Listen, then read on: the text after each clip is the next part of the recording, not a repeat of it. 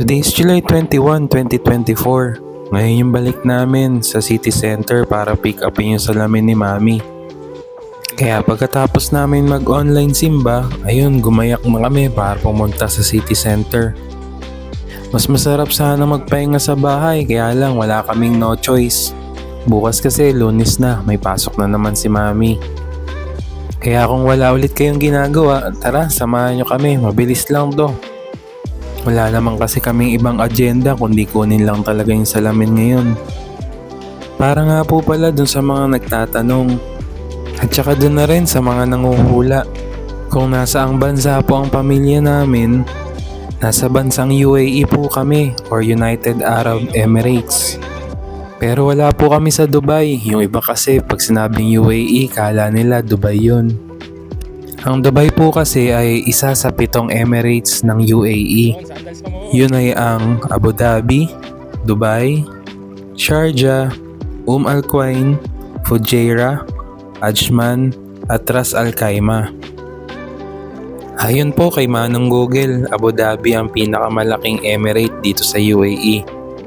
At mas nakilala naman po ang bansa nila dahil sa Dubai dahil sa nagtataasan, naglalakihan at nagagandahan ng mga building. At ang emirate naman po na kung saan kami pinalad na mapunta ay ang Fujairah. Masasabi ko po na sobrang laking blessing na dito kami sa emirate na to napunta. Kasi swak na swak siya sa buhay namin miski nung nasa Pilipinas pa kami.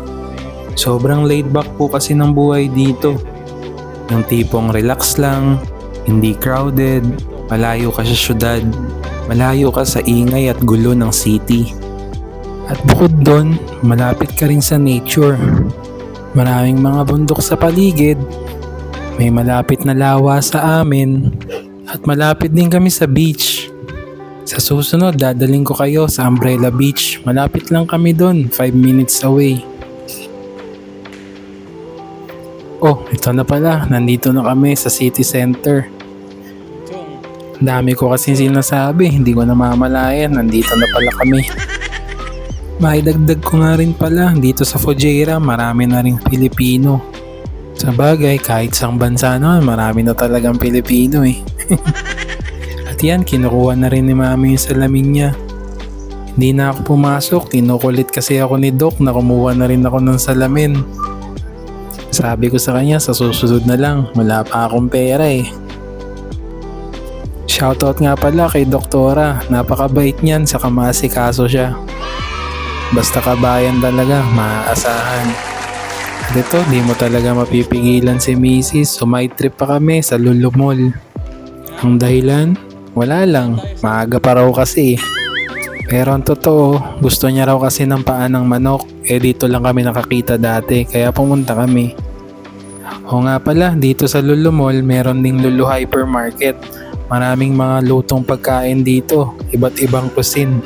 Nakakita kami ng shawarma, 11.50 dirhams lang, malaki na, ayan o. Hati na kami ni Mami, ang laki kasi. Bumili rin ako ng samosa, ayan o yung triangle. Masarap siya, para siyang empanada sa atin na medyo marami lang spices. Tapos hindi daw yung pinangbalot sa kanya. Hindi ako sure pero parang lumpia wrapper. Yan, ang dami pang kung ano-anong pagkain. Sa susunod, titikman natin lahat yan. Dito sa part na to, puro sweets. Ayan no, ang daming cake, ang lalaki. Meron din kami nakita dito, freshly baked donut. 1.50 dirhams lang yan. May pa free taste pa nga eh. Ito naman yung nagustuhan ng mga kids namin. Grabe, solve talaga sila dyan. Ito na nga pala yung napanalunan kong kotse. Mamaya ako na lang iuuwi. May mga tumitingin pa kasi. Siyempre, asa. Pero sa totoo lang, hindi ako nahilig sa sports car. Ako lang ba yung lalaki na hindi mahilig sa sports car?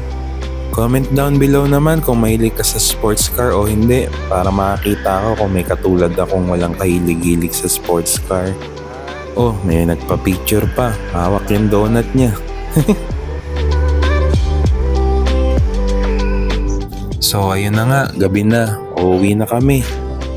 At muli, kung maabot ka sa part ng video na to, maraming salamat uli sa suporta mo at sa panonood. Kung nagustuhan mo yung video namin, pa-like and share naman. Kung naboring ka naman, okay lang yan.